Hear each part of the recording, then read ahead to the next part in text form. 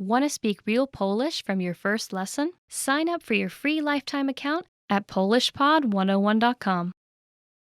Hello everyone and welcome to Polish Top Words series. My name is Marzena and today we will learn 15 favorite words chosen by fans. So let's start. Chrząszcz, beetle. So the first word is, and I promise you this is the most difficult word you will ever learn in Polish, as for the pronunciation, is chrząszcz. I will just say it again. Chrząszcz, which means beetle. Yeah, so we use it a lot for tongue twisters. Like, for example, a very famous one is chrząszcz brzmi w Szczecinie, w Szczebrzeszynie, which means beetle sounds in the reeds in a town called Szczebrzeszyn, which makes it even more difficult to say. Chrząszcz brzmi w Szczecinie, w Szczebrzeszynie. Ah, yeah, that was correct. Córka, daughter. Córka. Córka means daughter.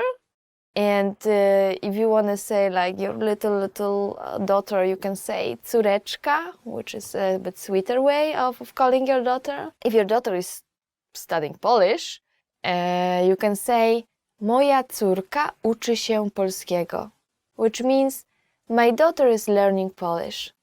Cześć, hello. Cześć, which basically means hello. And for example, if you meet your friend, you can say cześć, jak się masz? Hi, hello. Hi, how are you? Cześć, jak się masz? Just be prepared to hear the very, very long answer for the part how are you. Ile to kosztuje? How much is this? Ile to kosztuje? How much is this? So you go to a shop and you see an item and there is no price tag, which still can be pretty common. And you want to ask, how much is this? You just say, ile to kosztuje? And a good answer for that would be, for example, 35 złotych i 20 groszy, which means 35 zloci and 20 groszy. Kochać, to love. Kochać. That one is very good for Valentine's Day. So kochać means to love. And for example, you love your sweetheart, but sometimes you don't really understand this person. So you can say like, kocham cię, ale czasem cię nie rozumiem. Which means I love you, but sometimes I don't understand you. Kolega, friend. Kolega.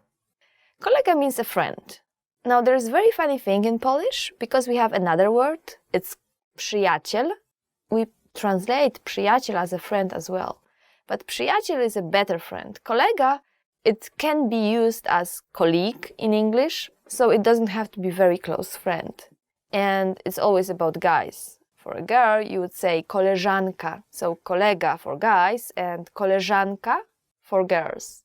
If you want to introduce somebody and say still that this person is your very, very good friend, you can say, to jest mój najlepszy kolega. This is my best friend. And if this friend happens to be a girl, you can say, to jest moja najlepsza koleżanka. Niespodzianka. Surprise. Niespodzianka. Niespodzianka means a surprise, and this noun is actually very, very funny because it comes from two different words.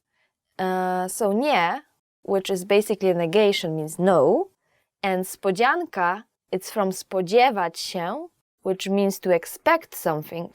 So it's like not expecting something or something that is not expected, which basically gives you a surprise. For example, imagine that you are in this long-distance relationship with your girlfriend and then she doesn't say anything and she just comes to you with no notice and you open the door and you're very surprised to see her there and then you say, a to mi zrobiłaś niespodziankę. Oh, you sure surprised me. Polska, Poland. Polska. Polska means, well, Poland. So if you want to say that Poland is in Central Europe, you can say Polska leży w Europie Centralnej. Spać. Sleep. Okay, so the next word is spać, which means to sleep. And for example, when you meet your friend in the morning and you want to ask, like, did you sleep well? In Polish, we would say, wyspałaś się, if that's a girl, or wyspałeś się, if that's a guy. I know that this wyspałaś się doesn't really sound like spać because we attach wy in front of it, but it actually is the same verb. Again, for a girl, you can say wyspałaś się, did you sleep well? Or for a guy, wyspałeś się? Super. Awesome. Super. Awesome. Let's say you found out that your best friends are dating and you are so happy and you say like, super, to kiedy ślub? Awesome. So when is the wedding? Szczęśliwy. Happy. Okay, so the next word is szczęśliwy, which basically means happy. Well, let's go back to this Valentine's Day, and when you are with your sweetheart and you want to say how happy you are with him, you can say, jestem z tobą bardzo szczęśliwa, which means I'm very happy with you. And this is something that a girl would say. If you're a guy, you just have to change this last part. Szczęśliwa, szczęśliwy. Pływać, to swim. Pływać. Pływać means to swim. If you go to the seaside with your friends and you want to tell them, you know, I'm not so good at swimming, so please watch me. And before something happens, you just say, nie umiem dobrze pływać, which literally means I can't swim well. Zdrowy, healthy. Zdrowy. Zdrowy means healthy. And there is this very common Polish saying that you can use. It's w zdrowym ciele, zdrowy duch, which means in a healthy body, a healthy mind. Oczywiście, of course. Oczywiście. Oczywiście means of course. Actually, a lot of my friends who are learning Polish, they say that this one is their favorite. And if somebody asks you for a favor and you want to say, but of course I will do it for you, no problem, of course, you can say, ależ oczywiście, but of course. Do zobaczenia później. See you later.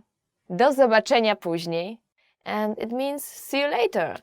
When you are going back home, you want to say bye to your friends, coworkers, classmates, or anybody else, you can say, no to do zobaczenia później. Well, see you later.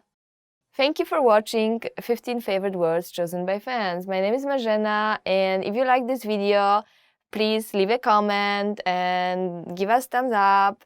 And if you want more videos or more vocabulary, please go to polishpod101.com. See you later! Do zobaczenia później!